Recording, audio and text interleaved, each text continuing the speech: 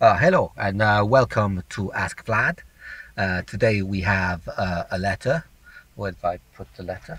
There's the letter. It says, Dear Vlad, I have a problem. Well, I presume you do have a problem, otherwise you would not be writing to me. Um, I have been married for 20 years. Well, that's not really a problem. But recently I've noticed some strange behaviors in my husband. I have noticed he has started eating live animals in the evenings. It started off with the hamster and it has progressed. I noticed that next door's dog has gone missing, and last night I found that he was eating two live raccoons. It made a terrible mess. Should I be worried? Because otherwise he is perfectly normal, though he does smell a bit at the moment. Mrs Yipp. Mrs Yipp from New York City. Aha, yeehaw. Well, Mrs Yipp, yeah, I think you probably should be worried. I'm concerned you have not perhaps mentioned this to him. Maybe you should raise it in conversation first to see if there is a perfectly rational and normal explanation. You could say, well, howdy, my dear love, etc. I have noticed that you have started eating wild animals or live animals in the evenings. This seems a bit odd to me. Is there anything you would like to say or explain? Is there something on your mind? And then that opens it all up for conversation. And, you've been married for a while, you need to talk. You get stuck in a rut. And there might be some decent conversation. He might have something to say. He might say, oh, actually, my love, I have got an iron deficiency, and the doctor says I must eat a live animal every evening, and then I will feel much better. Or you might say, I'm feeling very inadequate. I can't get an erection anymore. I don't know what to do. It could be all sorts of reasons. He's middle-aged. Middle-aged men get very weird. They don't often eat hamsters or raccoons, especially not without putting plastic sheeting down.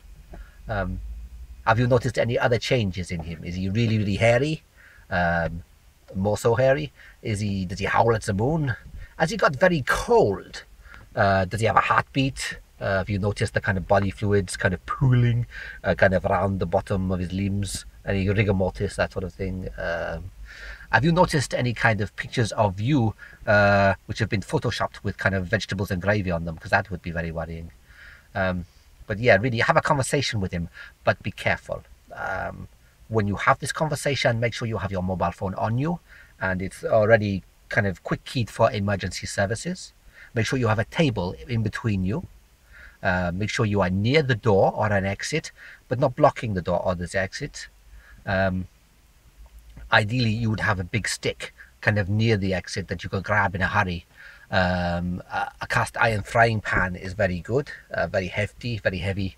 If you're not comfortable hitting him around the head with it, if he leaps out, you could always just kind of bash him in the groin or the knees, and that will probably incapacitate him, and then you can call the police and they can drag him away and do whatever they do to people who eat animals.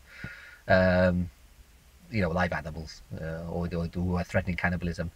I'm not saying he is a cannibal, but it's obviously the next step if he's progressing. I would make sure you count your fingers and toes every morning. But yes, okay, so this is what you do.